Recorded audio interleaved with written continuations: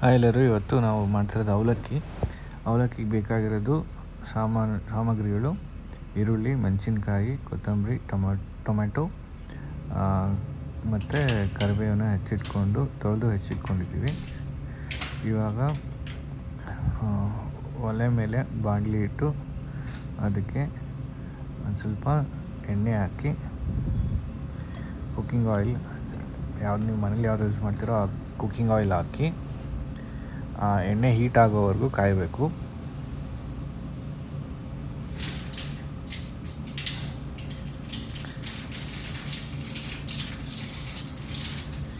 ಎಣ್ಣೆ ಹೀಟ್ ಆಗ್ತಾ ಇದೆ.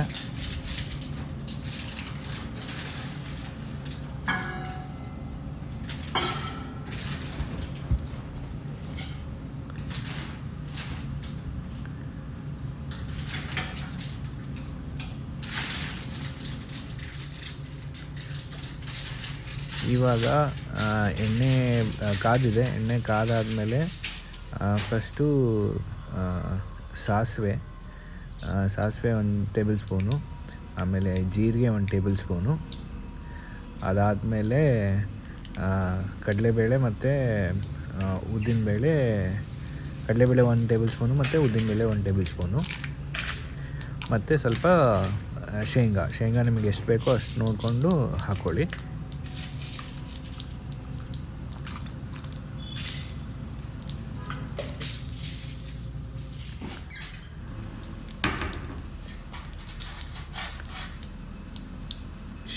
ಶೇಂಗಾ, ಉದ್ದಿನಬೇಳೆ, ಕಡಲೆಬೇಳೆ ಎಲ್ಲ ಕೆಂಪಾಗಬೇಕು. ಅದು ಸ್ವಲ್ಪ ಫ್ರೈ ಆದರೆ ಚೆನ್ನಾಗಿ ಟೇಸ್ಟ್ ಬರುತ್ತೆ. ಸೊ ಫ್ರೈ ಆಗೋ ತನಕ ಅದನ್ನು ಸಾಟೆ ಮಾಡ್ಕೋಬೇಕು.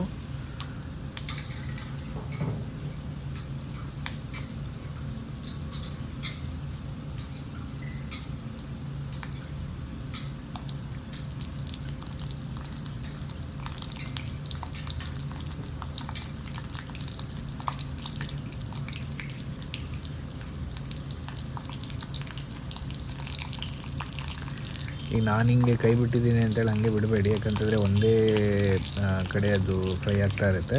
ಸೊ ಕಪ್ಪಾಗೋ ಚಾನ್ಸಸ್ ಇರುತ್ತೆ. ಅದಕ್ಕೋಸ್ಕರ ಅದನ್ನು ಕೈ ಆಡಿಸ್ಕೊತಾ ಇರಬೇಕು ಅವಾಗವಾಗ.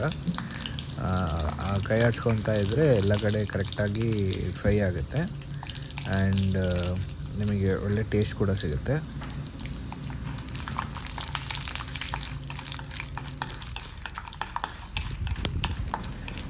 ನೋಡಿ, ಅದು ಕೆಂಪಾಗೋ ತನಕ ಅದನ್ನು ಫ್ರೈ ಮಾಡ್ಕೊತಾ ಇರಬೇಕು. ಒಂದ್ಸಲ ಫ್ರೈ ಆದಮೇಲೆ ಫಸ್ಟು ಹೆಚ್ಚಿಟ್ಕೊಂಡಿದ್ವಲ್ಲ ಹಸಿಮೆಣ್ಸಿನ್ಕಾಯಿ,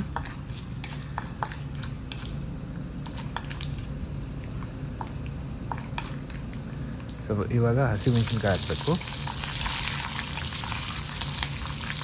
ನಾನು ಫಸ್ಟು ಕರಿಬೇವು ಏನಕ್ಕೆ ಹಾಕ್ತಿಲ್ಲ ಅಂತಂದರೆ, ಅದು ನೀರಲ್ಲಿ ತೊಳೆದಿರ್ತೀವಲ್ಲ, ಫಸ್ಟೇ ಹಾಕಿದ್ರೆ ಎಣ್ಣೆ ಸಿಡಿಯೋ ಚಾನ್ಸ್ ಇರುತ್ತೆ ಅಂತೇಳಿ ಮೆಣಸಿನ್ಕಾಯಿ ಹಾಕಿ, ಅದಾದಮೇಲೆ ಈರುಳ್ಳಿ ಹಾಕಾದ್ಮೇಲೆ ಕರಿಬೇವು ಹಾಕ್ತೀನಿ. ಸೊ ದಟ್ ಎಣ್ಣೆ ಸಿಡಿಯಲ್ಲ ಆ್ಯಂಡ್ ಚೆನ್ನಾಗಿ ಕೂಡ ಬೇಯುತ್ತೆ, ತೊಂದರೆ ಏನಾಗಲ್ಲ.